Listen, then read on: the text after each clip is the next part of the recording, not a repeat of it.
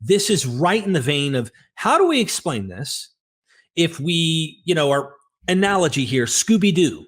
Growing up, I used to watch a lot of it. And there's always a ghost, a demon, a monster people are always searching for. And at the end of the episode, almost every episode, we find them unmasked and there's a human behind the story of the that's wonderful. The spiritual. And so we're aiming at it that way, trying to explain this human-wise. And it was defeat that led this way. Your book chronicles different texts and goes through different material over time. Can you kind of let's lay out a bit. So there are 4 parts to the book. And in the first part, I go through all of the biblical narratives side by side with the archaeological record and the historical sources. And I show how the two really diverge drastically.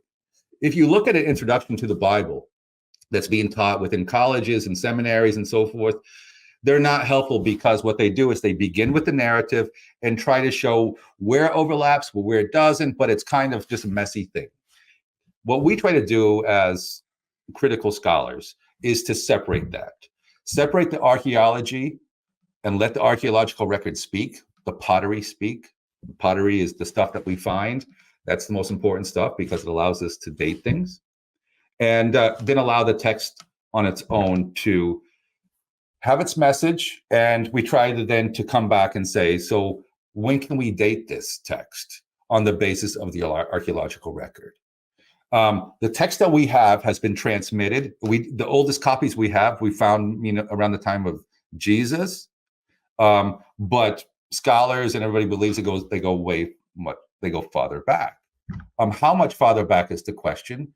I don't think it goes back to King David and Solomon and all these kings like they're trying to argue. And the reason why they're trying to argue that is because they don't want it to be just about defeat. If it originated somewhere in the sands of time and what have you, and it can be traced to a time of where the kingdom was prospering and flourishing and all of that, then it could be someone sitting under a tree thinking about what is true, what is right, and coming up with this. But if it's all a response to trauma, collective trauma, and a way to bring communities together, that's problematic because it sounds like social engineering. Well, social engineering happens a lot, and it can be problematic, and there can be good kinds of things. And this is a text that has problems, and there's good stuff to it, but it's thoroughly human.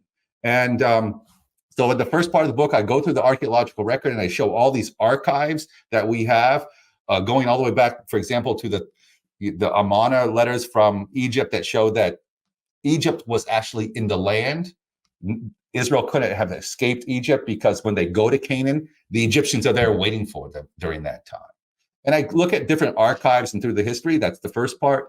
And then I start talking about after defeat. What were the steps that they took to move their attention and orientation from a kingdom and the palace and King David to the stuff that we have in the books of Genesis, Exodus, all of that stuff. And that is this prehistory that they create in order to show that, hey, we were a people before there was a kingdom. We can also be a people now. And so they construct a past that is mythic. Right. And you know very well that myths do contain valuable insights. But let's be honest about not trying to make them in some way mixing the kind of historicity and so forth. And all of my colleagues, not all of them, I shouldn't say, but many of them just get fuzzy around those details. And I think it's helpful. I know that you've had people on the show who are more, akin with my approach that we need to be very clear about these things. We're not trying to offend people. And if you are offended, then maybe you should grow up.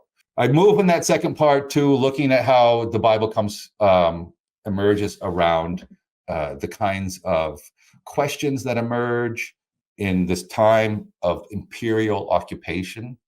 The Persian Empire is controlling the world.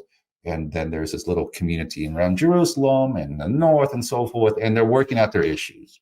And those two other parts are just looking at the different kinds of what are the themes of the Bible. Let's look at various kinds of things that people are really concerned about, and show how they actually are responses to defeat, to conquest. And I go through each one of them, from theology to all of the kinds of things around books that you would never imagine were like a response to defeat. And I say, look at, this is the best explanation. This is really interesting to consider and think for the viewer. You kind of have this repetitive theme of restoration. Oh crap, we screwed up. Boom, exile or some type of punishment. Oh, boom, God sends help, whether it's judges, whether it's prophets, whether it's heroes or a king, whoever it is, he's trying to send him help. And this idea of over and over exile, restoration, all the way from Genesis, really till you get to these late prophets and dealing with Persia and stuff. And and I kind of wanted you to tease us with some of those examples. Like, I'll give you an example. I interviewed John Collins, right? Flew up there, saw him the week he was retiring. He handed me a bunch of books to take home. I felt like a lucky guy. Nice. And I asked him, hey, do you think the Exodus ever happened? He laughs. Of course not. I don't think the Exodus happened. Well, what do you think it was? And I would probably putting words in his mouth that I shouldn't. But I think he said something like a king who was exiled from Israel was sent to Egypt. He escaped during some trial or bad situation. His people were like, get out. And they were going to kill him if not. So he left to Egypt. And then later he comes back. So based on this real possible king that really had to go to Egypt to escape, then comes back and he's restored. And I can't remember if this is... It's in the Bible. There is something like that. It's in the Book of Kings. Yeah. So that was his thing. He thought, well, it could have been then. He's not certain. But your point is to say, post-defeat, here we are exiled to Babylon. We get rescued. Notice they always give the credit to Yahweh for what Marduk, if you actually look at the sources, it's like Marduk was the one who actually did these things, but Yahweh gets the credit. And then they're coming back to restore and build Jerusalem, and it's always the elites who are writing this stuff. Do you think the Exodus with Moses is actually a Persian, potentially post-Persia, even Greek invention of a story? Like you said, they're creating a mythical history of the past. Good question. So what Professor Collins says, where he tries to come up with a scenario is, I think, helpful. Yes, the Exodus story is very much a product of the Persian period and later, especially the way we know it. The book of Exodus, we can see it being shaped in the Persian period. What Collins is saying is that there has always been this escaping the Levant, Canaan, and going down to Egypt, because Egypt was a place of asylum, and then coming back. And that's a routine that we see all the way through the Bible and also in extra biblical sources. So the idea of an Exodus is really not that new. It's just a common thing of peoples who live in Egypt moving out and coming back in and all of that. And the Bible picks up on that. We've made a big deal about it. And the reason why we made a big deal about it, it's about salvation. Christians love the idea of the Exodus because it means God saved a people from bondage, and they spiritualize it.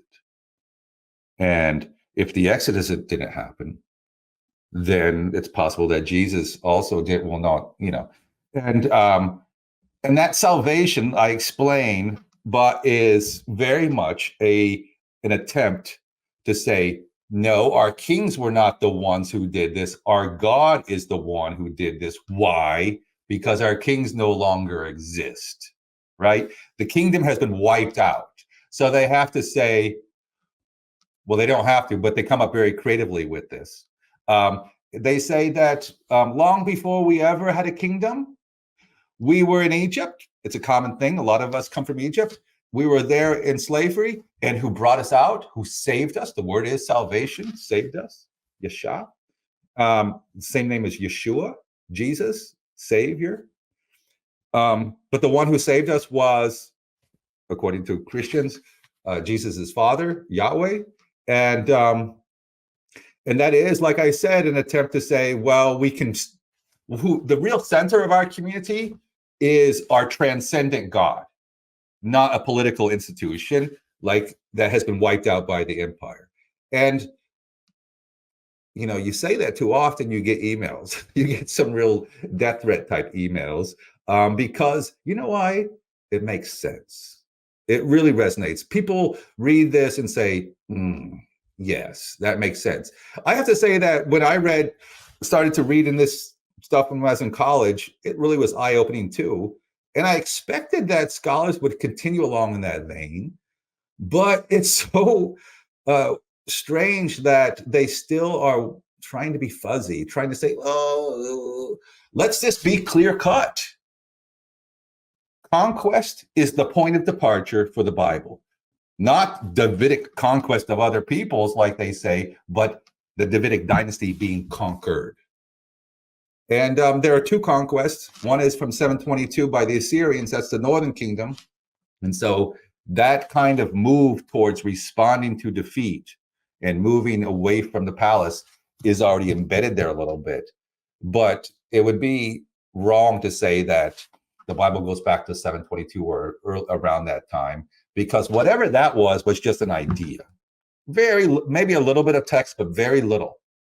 What really snowballs into the corpus that we have is in the Persian period and in the Hellenistic period.